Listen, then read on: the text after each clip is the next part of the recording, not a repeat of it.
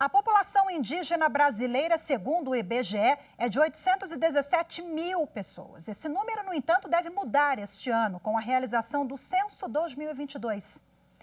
E sem informações atualizadas sobre a própria existência, eles ainda sofrem com a invisibilidade.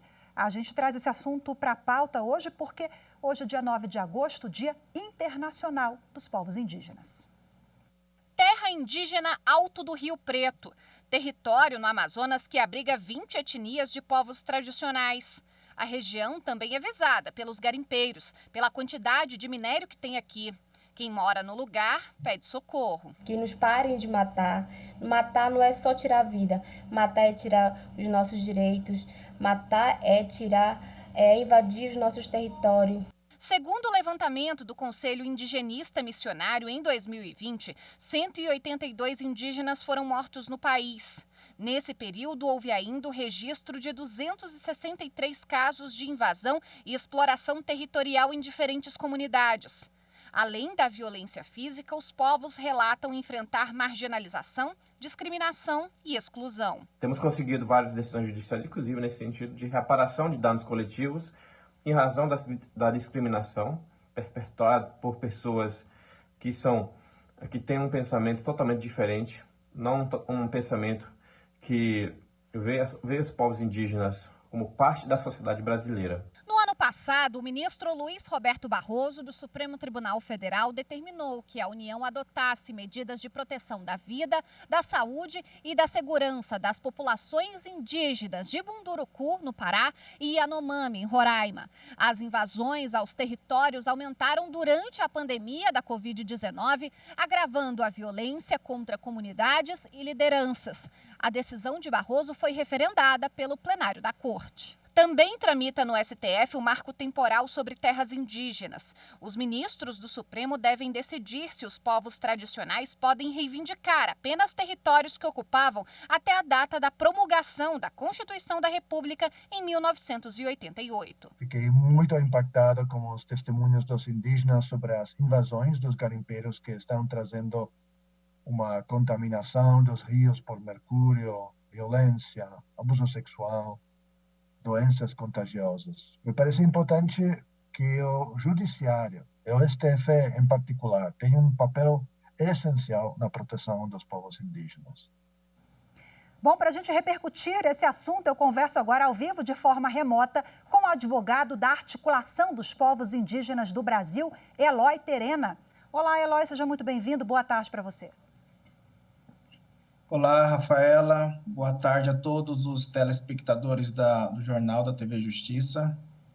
Bom, essa data, Eloy, é uma data muito importante também para a gente refletir, né, sobre o que vem sendo feito e o que a gente pode fazer como política pública, país e sociedade também para contribuir para a gente avançar nesse assunto e frear a violência, a série de agressões que nós apresentamos na reportagem também que a população indígena vem sofrendo. O que você destaca? Qual a política pública que de imediato deve ser feita para a gente avançar nessa questão?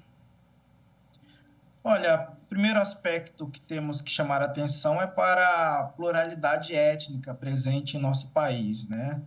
São 305 povos, falantes de 274 línguas, e a Constituição Federal, né, a Carta de 88, ela trouxe aí uma verdadeira carta, né, no sentido de respeitar a diversidade étnica dos povos indígenas. E, além disso, também consagrou o direito originário às terras tradicionalmente ocupadas. Então, a maior parte das mazelas hoje que os povos indígenas vivenciam está intimamente ligada à questão territorial. Uns ainda estão sem terra demarcada, né? E mesmo aqueles que já têm suas terras demarcadas sofrem com a constante invasão e ausência de política de proteção. Então, nós até falamos, olha, os direitos coletivos dos povos indígenas, eles dependem necessariamente dos seus territórios. É para isso que a gente tem chamado a atenção. Bom, o Supremo Tribunal Federal deve voltar a se debruçar sobre o marco temporal, né? Qual é a sua expectativa para esse julgamento e a decisão da mais alta corte do país? Olha, nós estamos com bastante esperança. Na verdade, essa demora, né, em analisar o caso que está com repercussão geral, ela não é boa para os povos indígenas. Isto porque, como eu disse, nós temos muitas comunidades ainda aguardando a demarcação de seus territórios, e nessa condição de acampados, né, à beira de estradas ou em fundos de fazenda, essas comunidades sofrem várias violações de direitos, como não acesso ao território, não acesso à água potável, a ausência de políticas públicas voltadas para a saúde e educação escolar indígena específica e diferenciada. Então, nós aguardamos, né, que o Supremo, o quanto antes, possa colocar em votação novamente esse recurso extraordinário, e nós temos também a confiança de que a tese do marco temporal não irá prevalecer, porque a Constituição foi clara em estabelecer um regime jurídico, né, das terras indígenas no sentido de ter aí a sua tradicionalidade respeitada, né? Isso para nós está muito claro. Então, o que está em jogo na prática acaba sendo a própria vida, né, Eloy, desses indígenas. Bom, queria que você destacasse agora as decisões, a atuação do Poder Judiciário, sobretudo do Supremo também. Nós tivemos inúmeros exemplos, né, agora na pandemia, mas a atuação mesmo da Corte e do Judiciário na proteção aos indígenas. Olha, o Supremo tem sido, na verdade, o Judiciário como um todo, né, a porta de salvação dos povos indígenas. Isso porque, isso é público e notório, nos últimos anos nós temos observado uma omissão sistemática em cumprir as determinações constitucionais no que tange à proteção dos povos indígenas. Então, eu chamo a atenção para a própria DPF 709, né, de relatoria do ministro Luiz Roberto Barroso, que, além de reconhecer a legitimidade dos povos indígenas de estar em juízo atuando no âmbito da jurisdição constitucional, né, determinou medidas de proteção para os povos indígenas no contexto da pandemia. Nós temos assistido também a própria atuação do CNJ, né, no sentido de ser mais dialógico.